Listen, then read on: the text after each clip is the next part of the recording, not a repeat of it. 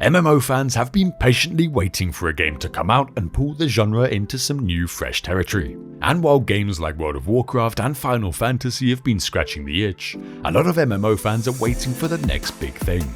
Today we're going to be jumping into New World to find out if it can be that thing. Yes! Nice. I'm dead. No! We're the Bullet Sponges and we are back to jump into a game that is soon to be released and give you our thoughts on how ready we think it is. And if you feel like joining myself and Nex for more reviews and Let's Plays, feel free to subscribe and sit back each week as we review and play through all sorts of different titles. Today we're taking a look at New World, an upcoming MMORPG being created by Amazon Game Studios. Originally set to be released in May 2020, the game has been through a number of delays and is now due for full release on the 31st of August. The overall theme and character arc of your story in New World is one of exploration, where you'll help humanity carve out its place in a strange and unknown island in the Pacific Ocean. As you do this, you'll develop the skills in your chosen weapons, craft gear you'll need to survive, and join other players to form small parties and large factions, which provides both collaboration and camaraderie, and the PvP tribalism that will follow you to humanity's new home. The last time Nex and I played New World was the tail end of 2020, and to be honest it left us feeling a bit pessimistic about the game's future. However, the launch of their latest closed beta meant that we could jump back in and see how things have come on since last year, and find out how ready it is to be released later this year. We are both players that want to see the game succeed, and to our enjoyment there has been a fair amount of development since the last time we played. A few areas of the game that people weren't happy with have been improved, the good parts have been polished, while there are some issues we found last time which are still present. However, it was a positive experience overall, and it showed us a glimmer of hope and a breath of fresh air in a genre that's growing increasingly stale. So let's dig into some details. Right around the corner is yet another highly anticipated MMO release, and one we wanted to share some impressions of. We've sunk a good amount of hours in various test phases and want to focus on whether or not it's actually ready for release. The setting and landscapes are what particularly stand out. Its strongest asset is how immersive and alive the environment feels, and this comes down to the outstanding visual detail and incredibly realistic and precise audio elements. Yeah, the sounds are so nice, the realistic aspect. Yeah. These guys like hammering the rocks as I'm running past. Yeah, it's nice, isn't it? Awesome. Despite bricking some people's graphics cards, the performance holds up well, averaging 60 FPS and above in most scenarios. The UI and interfaces are clear for the most part and isn't just a blanket attempt to copy what's already on the market, which is quite refreshing to see.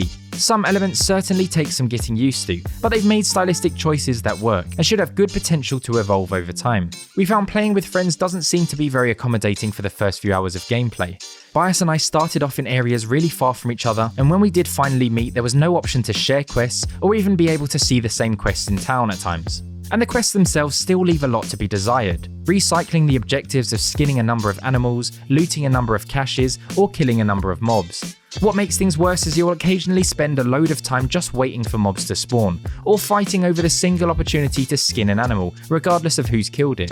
The beta was incredibly populated, however, and this will have played a part in making the quest experience even worse. We've been through the same aspect in many other MMOs on release. Unfortunately, there are no mounts in New World, which isn't a deal breaker, however you will do plenty of running around. Quests will often send you quite a distance away, but this is made easier with the introduction of fast travelling to various locations. Our biggest concern is with character control in general. Movement is not particularly pleasurable, with dodge rolls, jumping and movement abilities quite jarring to use, and transitioning poorly back into basic movement, and often doesn't feel like it enhances the mobility of your character very much. This also holds true for combat, where animations lock you down in place, can't be cancelled, and just provide minimal opportunities for skill-based combat or counterplay in general. Bias is actually a fan of how attacks need to be premeditated and planned, but that aspect didn't feel good for me, as I like to be more reactive and twitch-based, so I can see it being quite polarising for the MMO community. That isn't to say that there aren't interesting elements to the combat or there are no skill factors. You have 3 skills associated with your equipped weapon and can equip 2 weapons at a time, so 6 skills in total, and those can be picked from a skill tree as you level your proficiency with that weapon. There are ranged and melee options, physical or magical damage types, and utility skills like dashes or counters. Despite this, the use of skills can get quite repetitive, and once you're bored of them, you realise there actually aren't many customization options to choose from.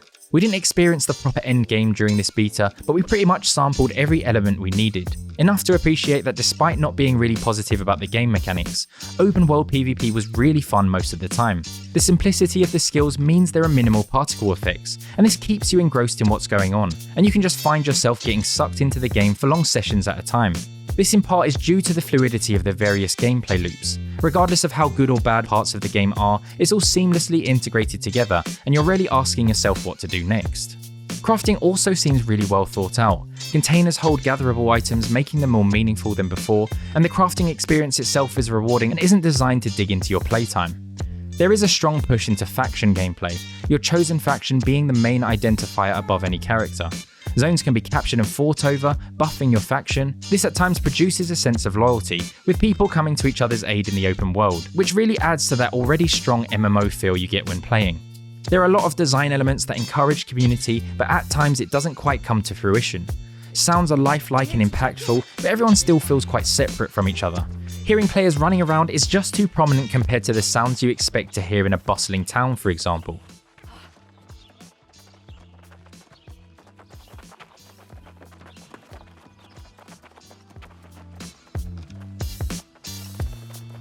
The fact that you can flag yourself on and off for PvP is great for the needs of each individual, but it's just a strange experience when you're getting ganked by someone and a bunch of faction comrades are just running past you with PvP off. Uh-oh. Uh-oh. I will not be so lucky. Hey, my faction. Go, go, go. What? Why are they ignoring me? Ignoring the others. Oh, they must not be PvP. So what you're hearing right now is that the game seems decent, except maybe the combat, most likely the questing, and most definitely compatibility with the GTX 3090. But for its fairest comparison, the question at this stage should be, does it have the potential to be great once it has some time under its belt post-release? Well, with pretty much all the issues we mentioned, it was a close to identical experience to when we looked at early access last year, so we aren't holding out hope that things will be addressed by release. But we will cover the game in depth at that time just to be sure. What we can see is there's real scope for New World to evolve over time, and I think the beta already gives a clear understanding of whether this game will be for you or not. New World is a game that may become a niche in the MMO genre. On the one hand, the game effortlessly immerses you in a world with a full and vibrant environment, high quality and multi-layered sounds, and a feeling of very present danger with PvP enabled. At the same time, it promotes teamwork, cooperation, and community through things like trade, guilds, factions, and open world PvP. Both of these 2 points I just mentioned are amplified when PvP is enabled, so unless you really don't enjoy it, I recommend turning PvP on. More than once I've been attacked by members of a rival faction, only to have a random member of my own faction jump into the fight and save my life. However, to the players who love responsive, sharp and complex combat, New World does risk falling a bit short. The movement, while aiming to be realistic, isn't as sharp as other games in the genre, and the combat is relatively simplistic, so it doesn't give the players the flexibility or the complexity that they may be used to. But for the players that love crafting, exploring and the feeling of progression, New World does have a lot of potential. The gathering is a little passive, but I wouldn't say it's a bad experience. The crafting on the other hand is very satisfying, and the intuitive UI is excellent, which makes the experience that much more enjoyable. And on top of this, the world itself is full of scraps of lore and other things to find that add a nice depth to an already decent environment. For us, the main area where the game risks falling down is the repetitiveness of its questing and leveling. If New World can provide enough content to break up the more tedious areas of gameplay, then it has real potential to be an enjoyable game. And with the crafting, PvP, faction v faction, and other endgame loops, there seems to be a decent amount to help solve this problem. Overall, we do think it's on track for release. It feels like a real living world shared by other players, and we're excited to jump into the real thing as soon as possible. Let us know in the comments what you think of the game. We're the Bullet Sponges, and we'll see you in the next one.